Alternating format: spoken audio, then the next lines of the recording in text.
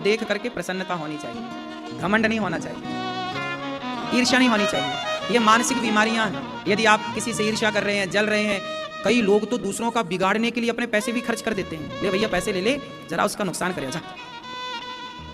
तुम्हारी 7 पीढ़ी तक उसका दंड तुम्हारी पीढ़ी को भोगना पड़ता है, समझ रहे हो।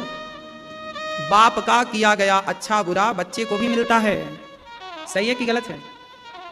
कुछ चीजें तो बाप का पाप पुण्य बाप भोगता है, बेटे का पाप पुण्य बेटा भोगता है, पर कुछ चीजें बाप का बेटा भी भोगता है और उसका पूरी पीढ़ी दर पीढ़ी भोगती है। जैसे आपने गौशाला में आग लगा दी, माना कि आपने किसी गौशाला में आग लगा दी, गौशाला जल गई और गाय जल के मर गई।